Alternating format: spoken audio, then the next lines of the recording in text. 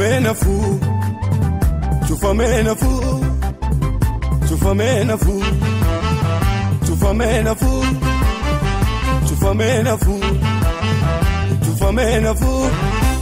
Argike karana basa, argike karana basa, argike karana basa, argike karana basa, argike karana basa, argike karana basa, argike karana basa, argike karana basa, argike karana basa, argike, argike, argike. Argake kabade kana lafake, kana lafake. Gatama karake kuno namate, kuno namate. Olman ke bayetem tula meram nara. Tufanati bantem nasa tetam kara. Argake kabade kana lafake, kana lafake. Gatama karake kuno namate. Olman ke bayetem tula meram nara. Tufanati bantem nasa tetam kara. Argike karana basa, argike karana basa, argike karana basa, argike karana basa, argike karana basa, argike karana basa.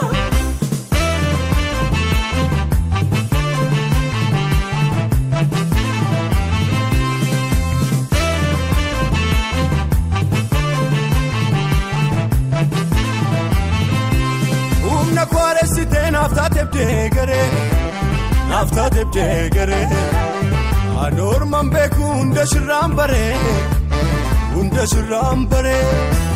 kanatina gote gara kon rasa, trachu korrafi shipem gesa, umna kware site nafta tebde gare,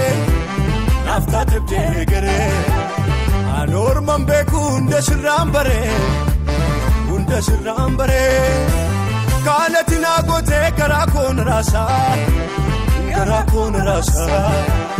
trachu korrafi shipegesa. Argike karana basa, argike karana basa, argike karana basa, argike karana basa, argike karana basa, argike karana basa. Hayye nagaan sanii faata'u akkam jirtu nagaa keessanii an obboleessa keessan faarfataa Amaanuel Gaaddisaadha. Yeroo muraasaan dura viidiyoo haadha keenya aadde Boggaalee Sirneessa hospitaala Riifaraara Amboo keessatti yaalamaa akka isaan jiranii fi oksijiin konsentireeteriidhaan akka isaan fayyadaman poostii goonee turre. Waaqayyo nu gargaaree amma oksijiin konsentireeteriin kun bitameeti kan inni jiru, akkasumas siliindarii asitti argatan kun hundumti isaa lamaansaa haalli mijatee fi hospitaala sana keessaa ba'anii amma manni kireeffamee fi bakkeedha amma isaan kan isaan jiranii. Akkasumas abbaa warraa isaanii obbo Taaddasaa Itichaa as Nabukeetti namoota argamanii, akkasumas mucaan isaanis Nabukeetti argamu. Kanaaf amma waaqayyo nu gargaaree oksijiin konsentireetarii asitti argattan abbaa siliindarii lama oksijiin konsentireetarii kun kan bitame umurii guutuudha jechuudha kan isaan amma isaanitti fayyadamanii. Isa kanaaf immoo maallaqni baay'een akka isaan barbaachisuu fi maaliif oksijiin konsentireetarii kun tabalaasha'uu hin danda'a yookaan immoo rakkoon tokko irratti uumamuu waan danda'uu fi haadha kana harmee kana biyyattillee deebi'anii soolaariin illee bitamee fi gara fuulduraatti akkasiin waaqayyoon kadhataniif jecha asumaan garuu haadha kana aadde Boggaalee Sirneessa haadha keessan kana gargaaruu namoonni barbaadanii akkaawuntii kanarratti kan abbaa keenya obbo Taaddasaa Itichaati kan isaan kana jechuudha. Akkaawuntii as cina kanatti agartan irratti namoonni gargaaruu barbaadanii asirratti maallaqa kanarratti galchitanii fi akka isin deeggartan kabajaanis hin gaafanna. Namoonni hojii kanaan nu bukkee dhaabbattan oksijiin konsentireeteriin kun akka bitamuuf nu faana tattaaffii gochaa turtan waaqayyo baraaf jireenya keessan haa eebbisu. Eebbifamaa akkuma haadha kana hospitaala sana keessa baaftanii manatti galchitanii waaqayyo jireenya keessan haa hojjetu, waaqayyo isin haa eebbisu. Eebbifama. Waaqayyo sinaa eebbisu eebbifamaa. Akkana gargaartan Waaqayyo mana isaatii gargaarsa isa caalu Waaqarraa isiniif haa ergu. Akka kana naa yaadan nagaa nageenya isinii haa yaadu Gooftaan Yesuus. Eebbifamaa jiraadha. Waaqayyo biddeen irratti biddeen keessan haa guddisu. Darajaa irratti darajaan keessan ol haa adeemu. Akkanuma nama koommataadhaa dhaabatu Waaqayyo isin haa taasisu. Darajaan keessan irratti isinii haa dabalu.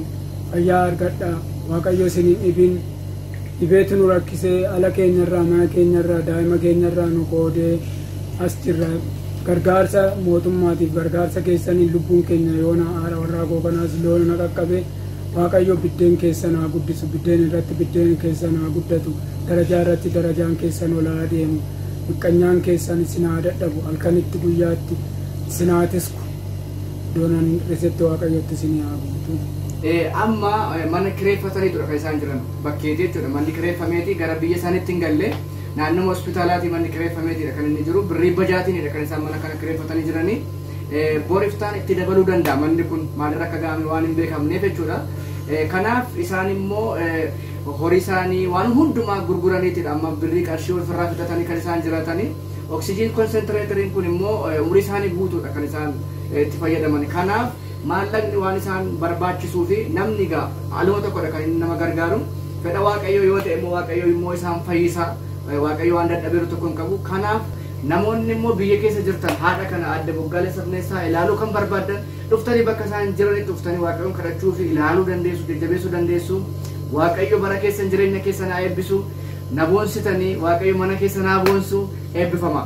Maddeera kakuu ganama gurra kootti naaroo duunnama of abdatee isa na waame mana anoo duriyuu kakuusaana mana. Maddeera kakuu ganama gurra kootti naaroo duunnama of abdatee isa na waame mana anoo boriyuu jecha saana mana.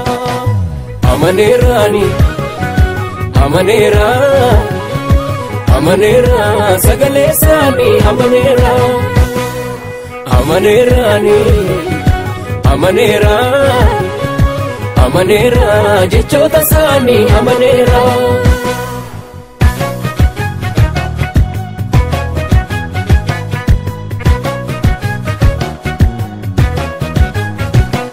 Ulaa cufaa saakaa galaana daaniree sagaleeni sagalee malkaa hedduun ceemi gateetti isaa koree sagaleeni sagalee namanni yaafatee awwaalliyuun dhoksuumi sagaleeni sagalee diigameera huursee keenyan na ittisu sagaleeni sagalee namanni yaafatee awwaalliyuun dhoksuumi sagaleeni sagalee diigameera huursee keenyan na ittisu sagaleeni sagalee dandanda'u hadhaan dhaloota hidhi Waaqayyotu jechee du'a koo didi dandanda'u hadhaan dhaloota hidhi Waaqayyotu jechee du'a koo didi natti meeraame didaanoo akkanaa sarmu akka durii sana sichinaan sodaatamu natti meeraa didaanoo akkanaa sarmu